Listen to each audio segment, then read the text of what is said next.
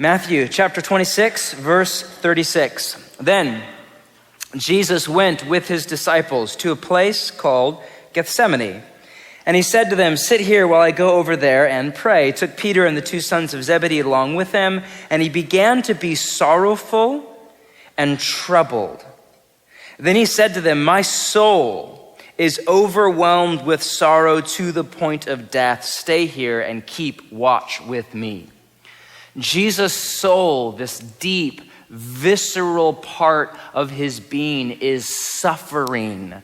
He's, quote, troubled and, quote, overwhelmed with sorrow. And it's not only right here, which is, days before Jesus' execution on the cross at the hands of the empire, but no, from Jesus' life early on, he was marked by all sorts of emotions. Let's turn over to Mark's gospel really fast. We're going to hit Mark and then Luke and then John and then circle back to Matthew, just like to round it all out, all right? So Mark chapter 6, stay with me for the next few minutes. Chapter 6, verse 30, we read this. The apostles gathered round Jesus and reported to him all that they had done and taught. Then, because so many people were coming and going that they did not even have a chance to eat, he said to them, "Come with me by yourselves to a quiet place and let's get some rest." So Jesus is tired. He's worn down. For all we know, he's a little bit stressed out. We have no idea. So they went away by themselves to a boat to a solitary place. But many who saw them leaving recognized them and ran on foot. It's a lake, right? From all the towns and got there ahead of them. So when Jesus landed and saw a large crowd, right? Remember, he's going to get away from the large crowd. When he landed, he said, "Oh, dang it, there's people. I'm so frustrated." No, when he landed and he saw a large crowd, he had compassion on them because they were like sheep without a shepherd. So he began to teach them many things. So here's Jesus, tired, worn out, who knows? And he's moved with compassion, that incredibly human emotion. Turn over to Luke's gospel, chapter 7. Man, we see this idea alive and well in Luke's vision of Jesus' biography. Luke chapter 7, verse 11. Soon afterwards, Jesus went to a town called Nain, and his disciples and a large crowd went along with him. As he approached the town gate, a dead person was being carried out, right? So it's the middle of a funeral procession. The only son of his mother, and she was a widow. Okay, this is the ancient kind of Mediterranean, a woman without a husband, without a son. She was destitute. That was necessary for survival. And a large crowd from the town was with her. When the Lord saw her, his heart went out to her, and he said, "Don't cry." And the story goes on. Here we read about empathy between Jesus and this woman who's lost everything. Turn the page to Luke chapter 10, verse 21. At that time, Jesus, full of joy through the Holy Spirit, said, "I praise you, Father, Lord of heaven and earth, because you've hidden these things from the wise and the learned and revealed them to little children." And he goes on. Jesus here is full. He is spilling over with joy, authentic, deep, from the living God kind of joy, so much so that he breaks out singing. But Jesus was not always on an emotional high. For example, turn the page, Luke chapter 12, verse 49. We read this, Jesus speaking. "I have come to bring fire on the earth, and how I wish it were already kindled. But I have a baptism to undergo, and what constraint," or that can be translated, what duress or what distress I am under until it's completed. This is kind of metaphoric language, but Jesus' baptism here means kind of his coming death, his kind of immersion into suffering, the waters of suffering. The cross, where he in an honor-shame culture is shut out, and his rejection and death and torture and beating. He knows what's coming, and right here he's dreading it. You know that feeling when you know the future? It's not a what if. You know what's coming, and you're dreading it. The anxiety, the fear, not an anxiety of what if, but an anxiety of, man, no, I know what's coming. That's what we see right here. Turn over to John's gospel. Stay with me. One more gospel. John, in John we see this vivid and graphic kind of glimpse of Jesus' life. Let's read John chapter 2, verse 13. When it was almost time for the Jewish Passover, Jesus went up to Jerusalem. In the temple courts, he found people selling cattle, sheep, and doves, and others sitting at tables exchanging money. Long story short, don't have time to get into it. This is injustice. This has to do with the oppression of the poor by the rich and by the religious elite of the religiously uneducated. So he made a whip out of cords and drove all from the temple courts, both sheep and cattle. He scattered the coins of the money changers and overturned their tables. To those who sold doves, he said, "Get these out of here. Stop turning my Father's house into a market." His disciples remembered that it is written, "Zeal for your house will consume me." Here we see anger, maybe even rage, all because of Jesus' zeal, his driving, all-consuming passion for righteousness. Interesting, this story right here is one that we skip in Sunday school, huh? Like, I grew up in the church, which is great. I grew up in the 80s. I know I'm a bit older than some of you. So we had this thing called a flannel board back in the day. It's like pre-iPad, all right? Now downstairs we have like the iPad Jesus, all right? So back in the 80s and 90s, it was flannel board. Some of you are like, what the heck is a flannel board? Google it, all right? I don't even know if it's on there anymore. And so you have this flannel board. Like, this story was never on the flannel board. Like, here's the temple. Here's Jesus with his angry eyes. Here's a whip. And here's a merchant running away in terror. Ah! Like, no, like, this doesn't square with the Mr. Rogers Jesus that a lot of us grew up with. But this is right here in front of us. This is what Jesus, on a serious note, was actually like. One more, because it's just kind of mind-numbing. Turn over to John 11, to the right a few pages. John 11, this is right at a funeral for one of Jesus' close friends, this guy named Lazarus. He's at the graveside for the first time. He's been dead a few years. We read this, John 11:33. When Jesus saw her, Mary, weeping, and the Jews who had come along with her also weeping, he was deeply moved in spirit and troubled, or torn up on the inside. Where have you laid him, he asked. Come and see, Lord, they replied.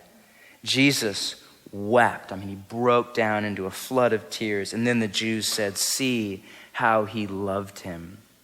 Here we see love, friendship, loyalty. And because of that grief and sorrow and trauma and lament, Jesus is writhing in emotional pain. What I'm getting at is this. Jesus was an emotional being.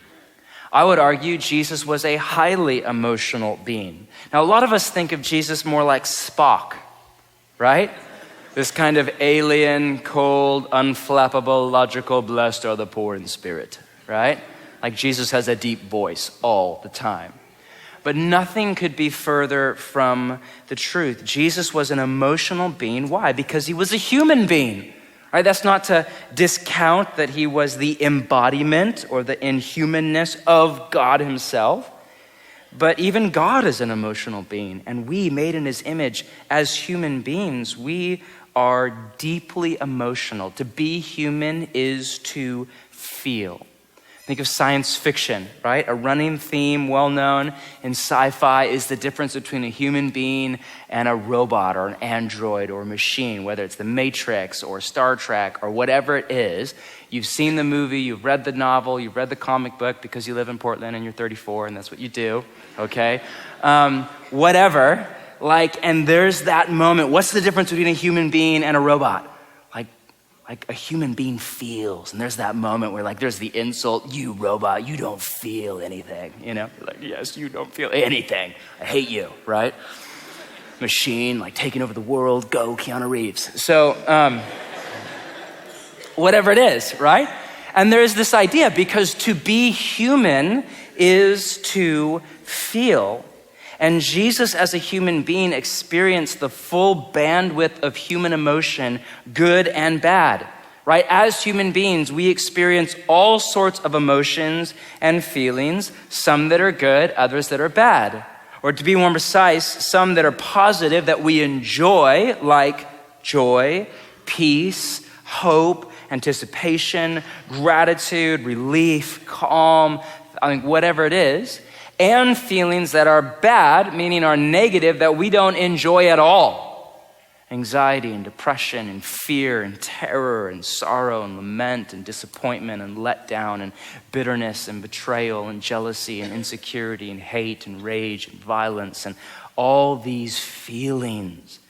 Now, for the most part, we all know what to do with the good feelings, right? Make them last as long as possible. Like those moments in life when you wish we had a pause button, right? And so you just hang on tight, you savor the moment, great. But a lot of us have no clue what to do with all the other emotions. We have no idea. We all have emotional pain, all of us. Some of you have a truckload of it. Others of you, it's a suitcase, right? But we all have it. And most of us have no clue how to deal with it. And we live in a day and age where more than ever before, the majority of people are running away from any and all emotional pain. Now, there are basically three ways that people deal with emotional pain based on three worldviews, as I see it, all of which are at play in a city like Portland. So first, if you're taking notes, you have Eastern spirituality, specifically Buddhism, which is incredibly influential in this city. To me, Buddhism is more of a way of life still, as I understand it, than a form of spirituality. God isn't even a person in Buddhism. But still, there's a bunch of good stuff in Buddhism. A bunch of it is like right in line with the Sermon on the Mount and Jesus' teachings. But my primary beef with Buddhism is, aside from its take on God, is its take on evil. Right? So the Buddha said that all suffering is the byproduct of desire and attachment, which is right. Like Jesus essentially said the same thing in the Sermon on the Mount, that we feel emotional pain because of something that we care about deeply, that we desire, that we are attached to. Now, the difference between Buddha and Jesus is Buddha said, therefore, the way we deal with emotional pain is we detach from any and all desire. So it's very Jedi Knight-ish for all of you Star Wars people, right? Like that's the idea, like detach from, no attachment, let go, transcend, be free, rise above your desire and your attachment. That's basically the mantra. That's how you deal with emotional pain. You detach. So there's Eastern spirituality, then of course Western spirituality, specifically what is called Christianity, which is something we are a part of. I grew up in the church, so I know it well, and I know that the undercurrent running through a lot of the church is this kind of basically worldview that says Jesus is alive, the tomb is empty, the kingdom of God is here, and it's coming. Anything is possible. We're a part of the family of God. We're not alone anymore. We have people all around us who love us. We have God's love. God is now our Father. We have the Holy Spirit. We can experience God's presence 24/7. Whatever we face in this life, we know what's coming. It's resurrection, our body, our soul put back together. It's Jesus, Lord of the universe. It's the healing of the entire cosmos. So whatever is coming, if you're sad, if you're down, just tell your emotions to take a hike. I mean, seriously. Now, is that true, what I just said? Is that true? Yeah, all of it.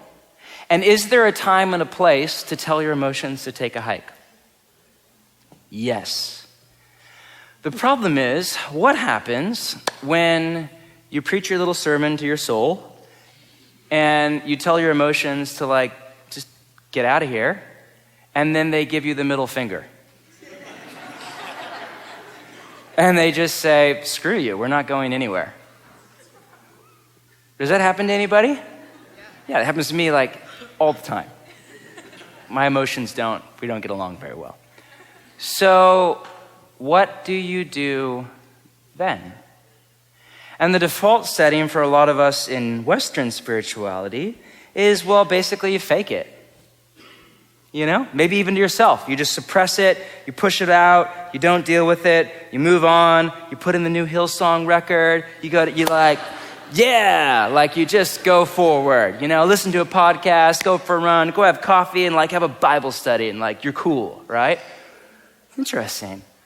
But you basically don't deal with it. You fake it, you pretend, you ignore, you suppress, you move on. And then, of course, third, you have secularism, which is essentially the anti-spirituality.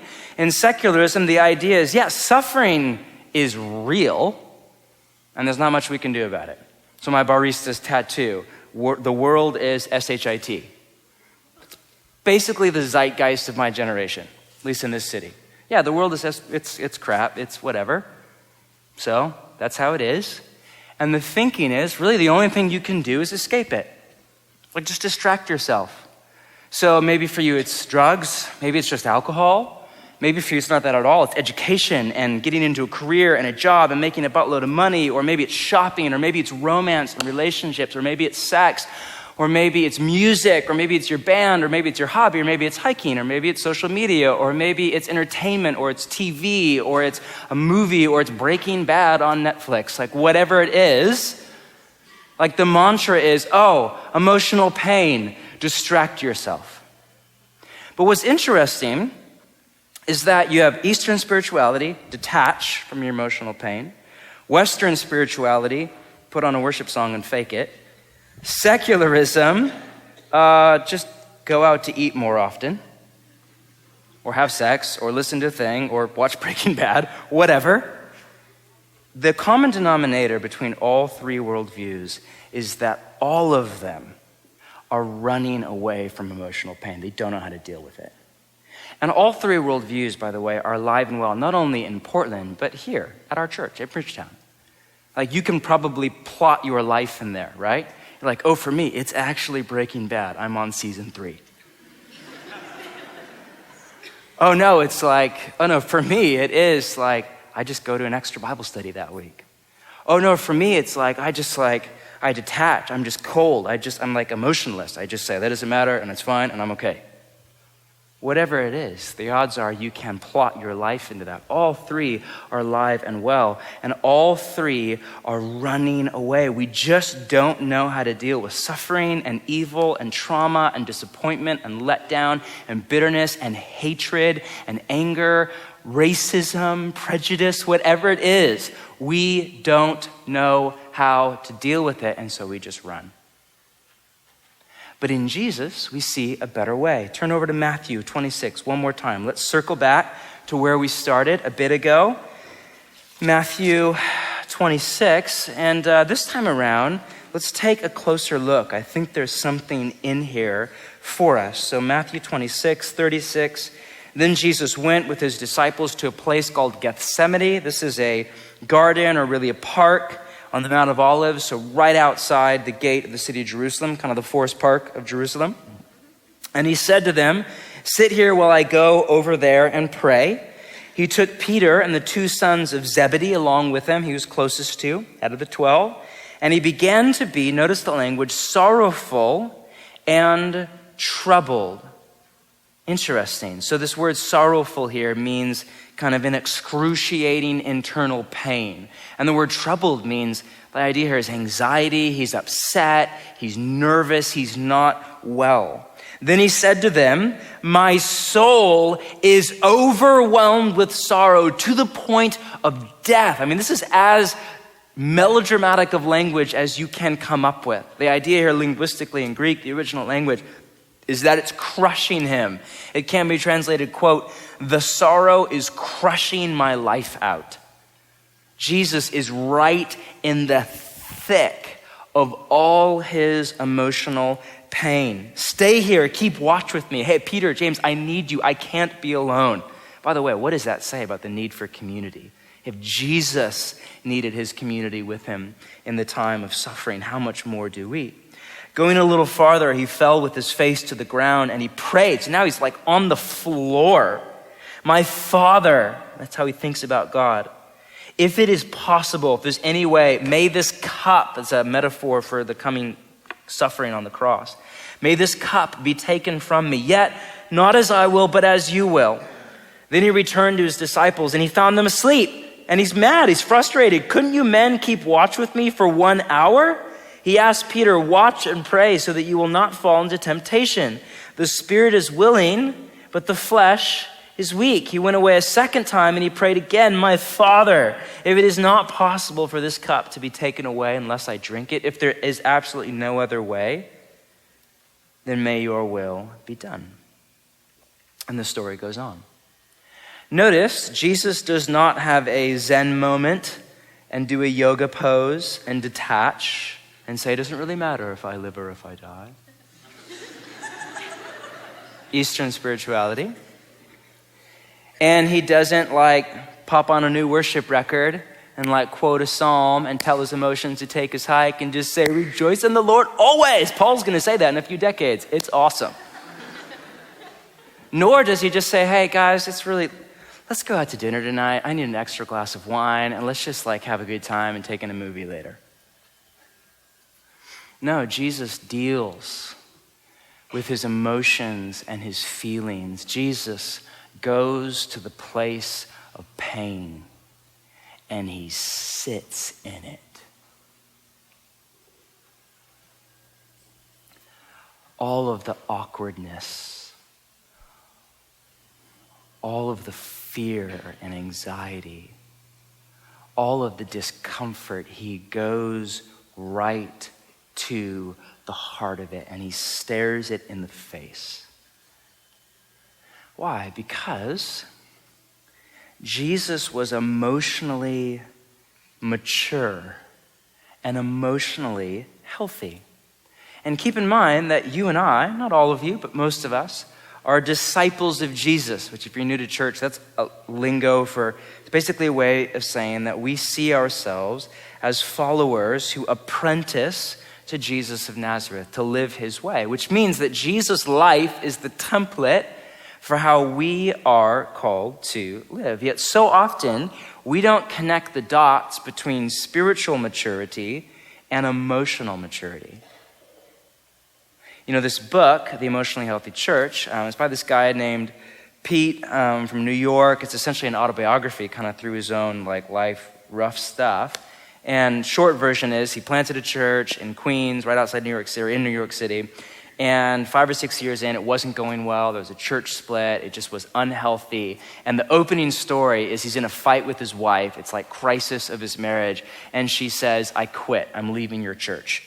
I don't want to divorce or anything, but I'm leaving your church. You're not a good pastor. It's not a good church. I'm leaving. I'm going somewhere else, right? And if you want to know what happens, read the book, all right? So that's the opening story.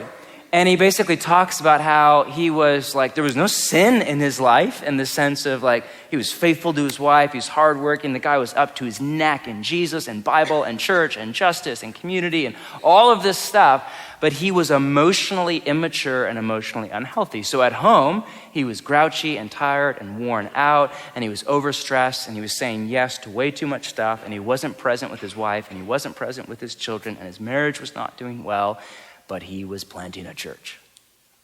And that kind of crisis point in his marriage was the turning point and started him down a new path. Now it's interesting, at one point as he's kind of retelling the story of his life, he says this, quote, "It is not possible for a Christian to be spiritually mature while remaining emotionally immature."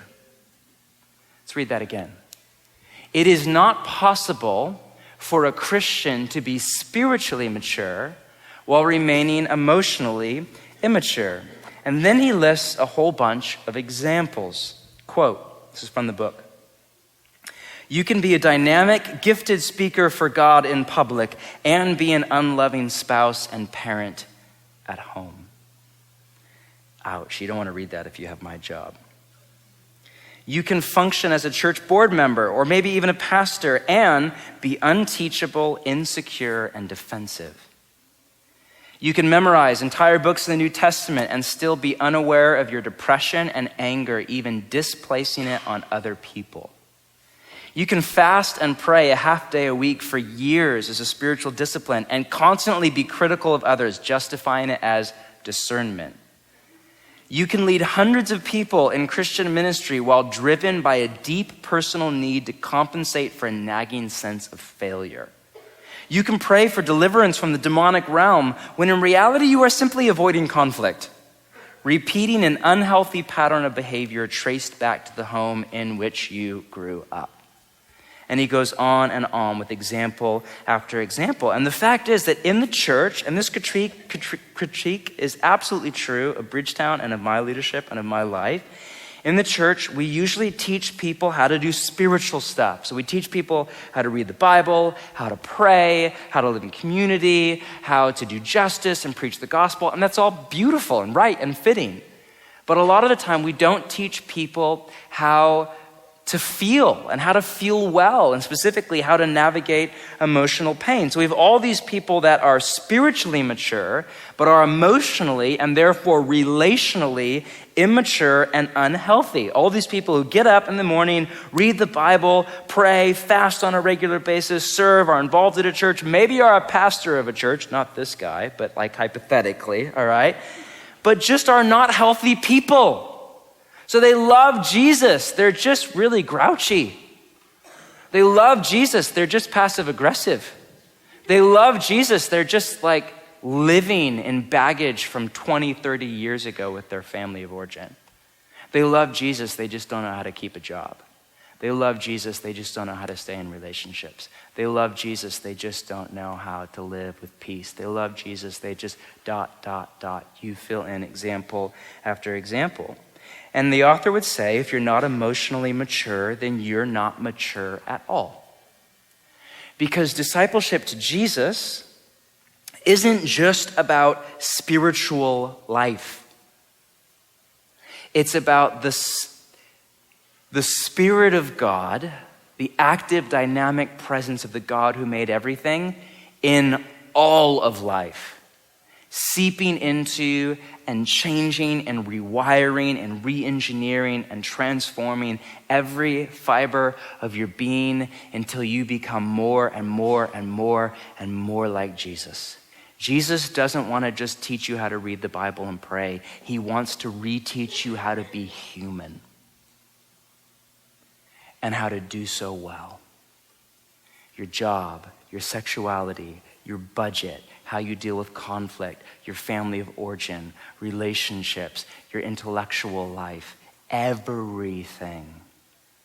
He wants to remake you into who you actually are, who God made you to be all along, and to become more like him. And Jesus was emotionally mature and emotionally healthy.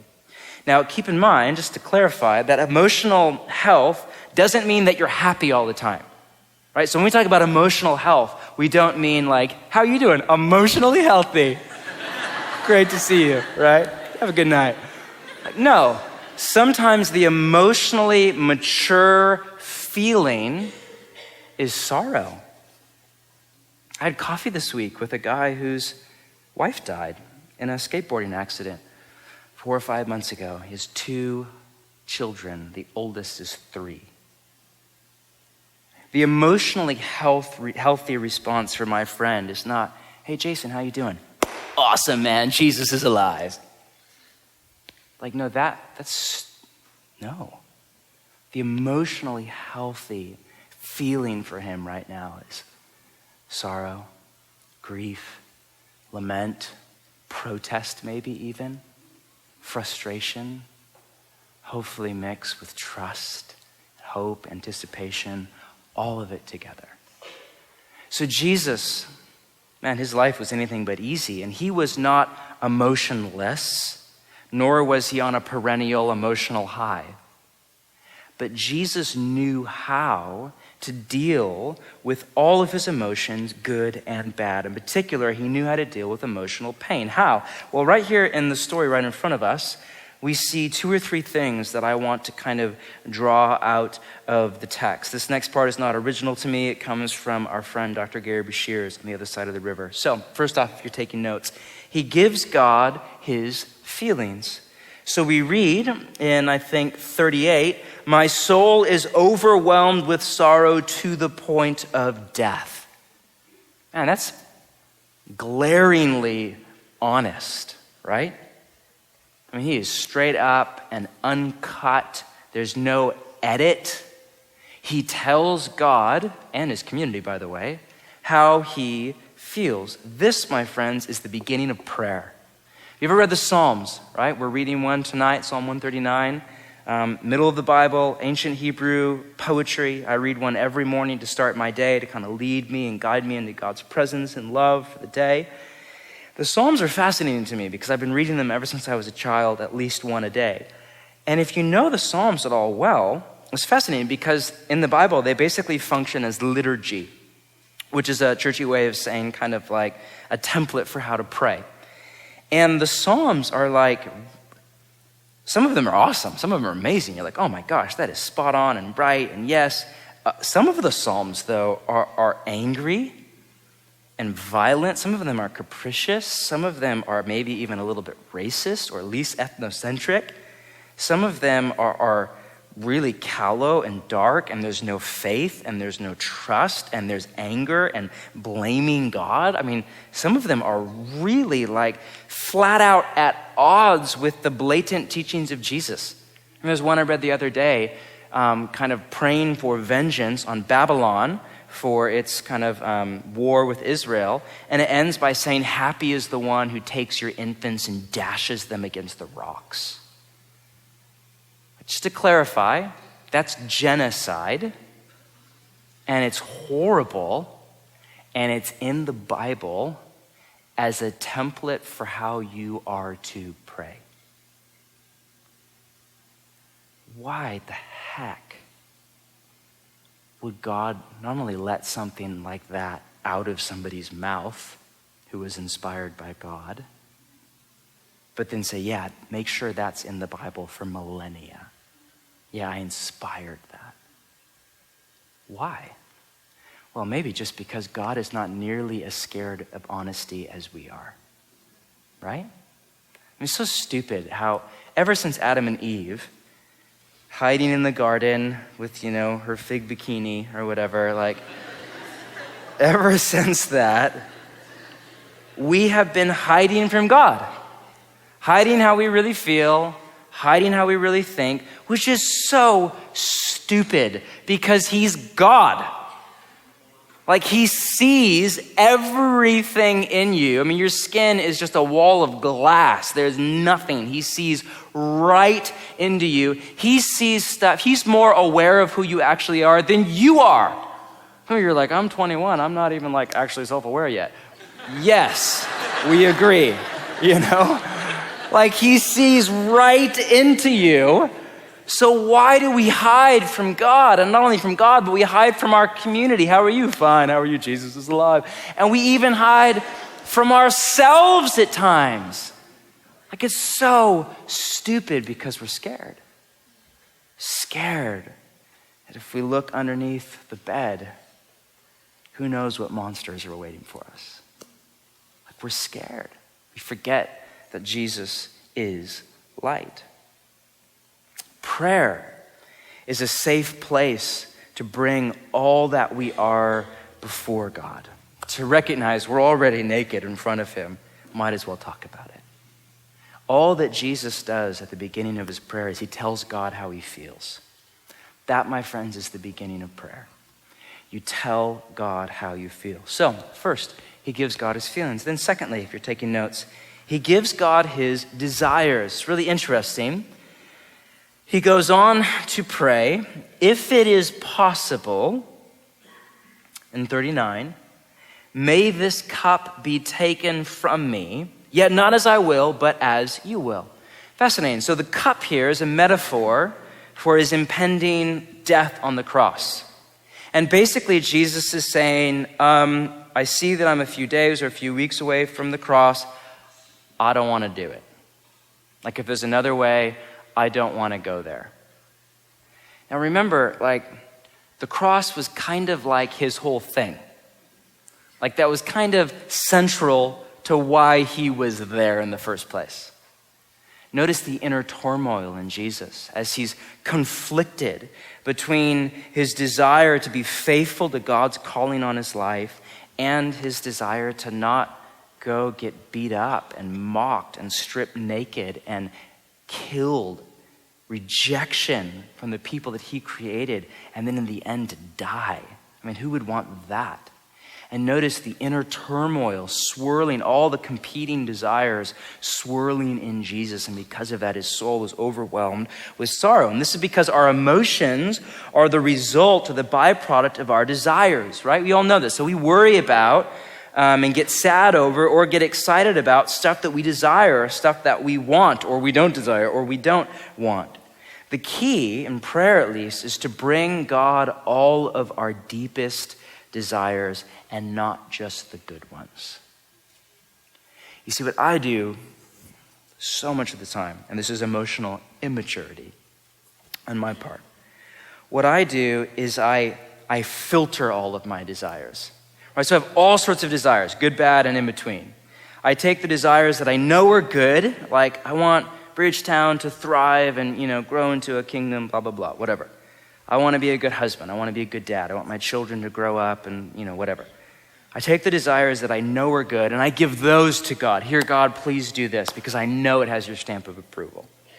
Then all the desires that I know are bad, God, I want to, whatever, cuss out Gerald because he's such a pain or whatever, No, I'm kidding. He's not. He's like always that happy and delightful and he's amazing. Anyway, but the desires that I know are evil, I take those and I don't really know what to do with them, but sometimes I repent of them. Sometimes I feel guilty for them.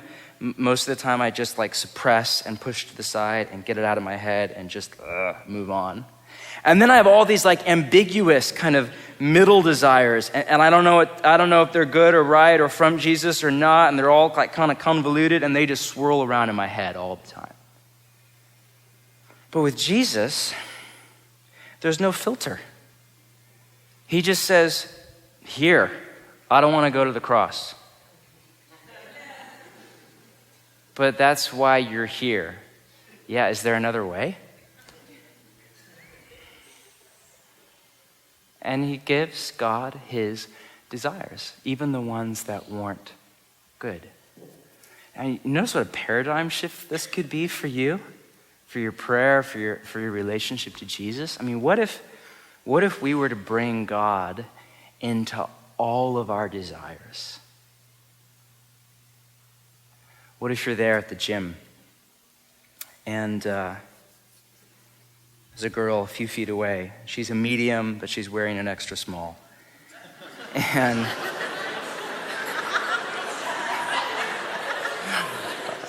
you all know, there's a lot of those girls, right? And she's there all the time, clearly. And so in that moment, your desire, what you want, is to lust after her, to sneak a glance or another, maybe even to go over and talk with her, flirt with her. What would it look like to bring God into that moment and into that desire? God, I really want to lust after this woman right now. God, it's late and I'm tired and I had a bad day and I really want to download porn right now. I want to do it so bad. What would it look like, rather than to hide from God in that moment, to bring God into that evil, broken, screwed up desire? Maybe you're single and you're lonely and you want so badly to get married. Or maybe you're married and you want so badly to get single again.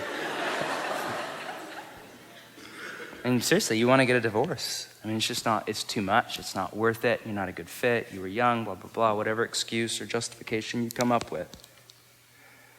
What would it look like to bring God, I really want to divorce my spouse. That's what I want. Bring God in.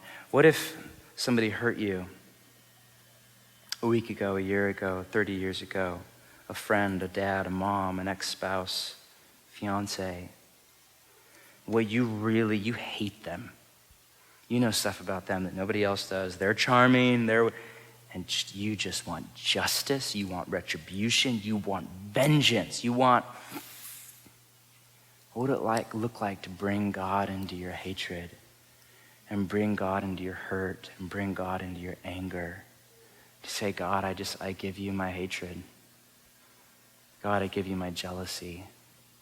Maybe for you, it's insecurity. You just want so badly for people to think that you're cool. And you just know you're not. What would it look like to bring God into your insecurity and to just give all of that to him? That's what we see in Jesus. He gives God his feelings, he tells God how he feels, and then he gives God his desires, and there's no filter. And at that point, you let God take it. You let God take your desires that are good and say yes, and slowly but surely bring them to birth and new life. You let God take your desires that are evil and help them to die a good death. And all the desires that are in the middle, that are maybe a right thing for the wrong reason or wrong thing for the right, like all the things, and you let God reshape and tweak and change and recenter around him and bring to reality everything that he wants to do. That's it. Gives God his feelings, he gives God his desires, and then finally, if you're taking notes, he gives God his trust. There's the iconic line, yet not 39, not as I will, but as you will. And then he says it again in 42, my Father, if it's not possible for this cup to be taken away unless I drink it, may your will be done. The fact is that Jesus' deepest desire, underneath all the other ones, was for God's will to be done. So underneath his desires of, I don't want to go to the cross, I don't want to get beat up, I don't want to face shame and rejection and in the end death and alienation, underneath all of those desires, deeper, there was a desire in Jesus' heart for God's will to be done. And I would argue that if you're a follower of Jesus and you have the Spirit of God, that your deepest desire is the exact same thing. And remember, and I've said this before, your strongest desire and your deepest desire are not always the same, right? So in theory, if you, not me obviously, but if you're hypothetically at the gym and extra small is right next to you, okay? Your strongest desire in that moment is probably not to go memorize the Bible. Your strongest desire is probably, I want to look at this woman and lust after her. But your deepest desire is, I want to know God. I want to be like him. I want my body and my sexuality as a part of my body to be a temple for the Holy Spirit, to just be this house where the presence and the love of God live 24/7. I don't want to ever leave God's presence. I don't want God's presence to be something I go to, but that I go from. I want to live in it all. I want all of my life out righteous before. That's your deepest desire. In the moment, when it's late at night and you're tired, when you're in the middle of an argument and you're angry, when you're hurt, your strongest desire might be something else entirely. But if you're a follower of Jesus and if you have the Spirit of God, that means you have a brand new heart and your deepest desire is God's will. So this is in you. This is not something you have to work up to. This is in you, even if it's underneath a whole bunch of crud. It's there. My friend Dave Lomas, who did a series on this book a few months ago, he's a great friend, leads a church in San Francisco. He said this, quote, surrender is the place where your emotions start to get healthy.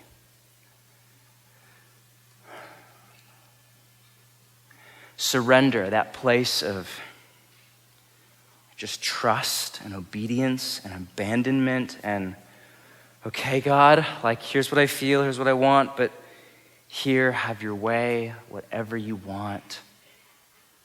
That's the beginning of emotional maturity and emotional health. When you come to the place of release and surrender and trust and obedience. Now, my prayer for this series, really for this church, is that God would bring us as a church family to a place of emotional maturity and after that, emotional health as disciples of Jesus, right? So to clarify, and you know this, but I'm not up here teaching this as somebody who has this dialed in, right, at all, but as a kind of shoulder to shoulder brother, fellow traveler on the road. So some of you know my story. The last year or two were some of the worst in my entire life. Last winter, last fall to Christmas was one of the darkest kind of times in my life. And it's a long story. It has a lot of stuff internally, some stuff with my job and calling. And last winter was really bad. I just about had a nervous breakdown. I was really scared. Mental illness runs in my family. And I was really scared that I was like going out of my mind. I was starting to get panic attacks. I was unhealthy in my body. I was exercising 5 or 6 days a week, eating healthy, but I was still gaining weight, dead tired all the time, sleeping 9, 10 hours a day, sick all the time, at the doctor all the time.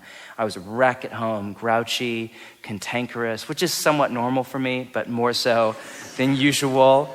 And I was not present with my kids. I was not able to enjoy things that I normally enjoy. My marriage was just not in a good spot. My wife was amazing, but it was just not well.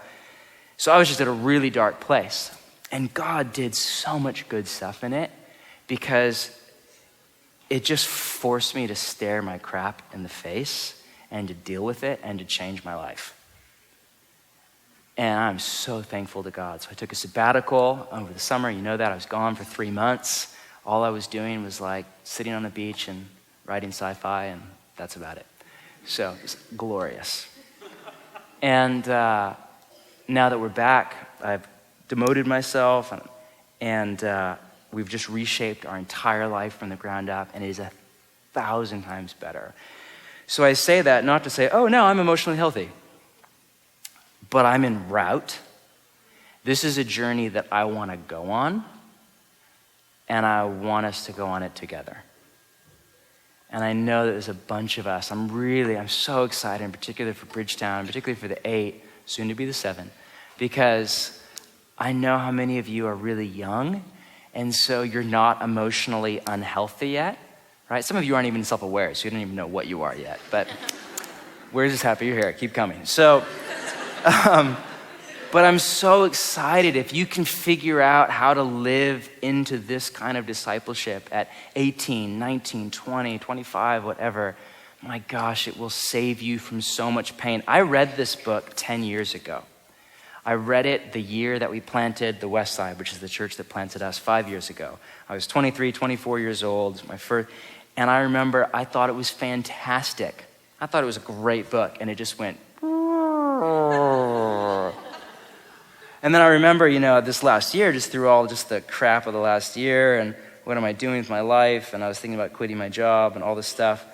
It just forced me to deal with a bunch of stuff. And I went back, my friend Dave had read it for the first time and was moved by it and was doing a series at his church. And I went back and I reread it, and I just thought, oh my gosh, I wish I had not just read it, I wish I'd read it. And so whether you read the book or not, or just show up or work through this stuff, I'm just so excited for some of you to get at this on the front end. Others of you are like, it's too late. We'll have a little club, just us, all right? We can just drink tea and listen to depressing indie rock, all right? So, but I remember there was this, all I'm saying is this is a journey that I want to go on, and I want us to go on together.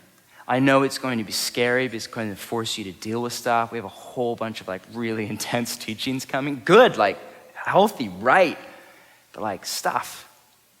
But I really believe that Jesus is waiting for us in our emotional pain, and that his invitation tonight is basically an invitation for you to invite God into your deepest, darkest emotions and feelings and to meet him there. And that is basically my closing thought. What if our emotions, good and bad, so not only joy and peace and life and hope, but also anxiety and fear and anger and jealousy and insecurity and betrayal, what if all of our feelings are places to meet with God? What if God is there waiting for us? Most of us don't think that way about our emotions, so when it comes at least to emotional pain, all we want to do is run away, not press in. Escape or detach or not actually deal, go to the place of pain and take a seat and listen and learn and interact with the God who made us. But if you run away from your emotional pain through Eastern spirituality or Western spirituality or secularism, whatever, if you run away, you will never get the chance to meet with God there and to experience change and transformation and renewal and healing and in the end, joy and peace. To wrap up, this is a quote from another book I read on emotional health by this Old Testament scholar named Tremper Longman, who's officially the coolest name ever. I wonder what he goes by. What's up, Tremp? Whatever, And his co-author Dan Allender, he writes this: ignoring our emotions is turning our back on reality. Listening to our emotions ushers us into reality, and reality is where we meet God. Emotions are the language of the soul. In neglecting our intense emotions, we are false to ourselves and lose, listen to this, a wonderful opportunity to know God. We forget that change comes through brutal honesty and vulnerability before God. Only face to face with our deepest ruling passions is there hope of redeeming the fabric of our inner world. So, to end, the call, or to begin, the call is for you to meet God in your emotions, whatever they are. So maybe you're here and like all this talk about emotional pain, like you're thriving right now. You're on date number 3, she's next to you, and you're just loving life. Right, or whatever, you just graduated, or you're this, or you got the job of your dreams, or everything's going fantastic, and you're just grateful to be alive right now. Fantastic. All of those emotions of gratitude and hope and excitement about the future and joy, happiness are places for you to meet with God. To take your emotions, and as disciples of Jesus, as we move into a time of worship, to turn it into worship and gratitude and thank you, God. This is all from you, all of it, and praise. Like, I cannot believe who you are and what you've done, and like, fantastic. But maybe you're here and you are in the place of emotional pain and you're just slugging it out and it is rough right now. Or maybe it's not rough. Maybe you're in like the Buddha kind of like, I'm fine. I'm fine. But you just know, like, you're just in denial. Or you're just not dealing with it. Or you're just like, whatever. You put on Hillsong a lot. So for you, those emotions, even the really nasty ones, listen, are places for you to meet with God. For you to tonight, I mean, it's interesting that the Psalms, well over 2/3 of the Psalms are lament. Man, I wonder what that math says about prayer. So for tonight, you get to tap into an ancient tradition called lament. You get to bring God your feelings. God, this is how I feel. You get to bring God your desires, good and bad, here. And hopefully you get to bring God your trust, because God's waiting there for you. Let's pray. Stay sitting for a minute, and maybe clear off your lap. Let's just take a moment and just listen to God's voice.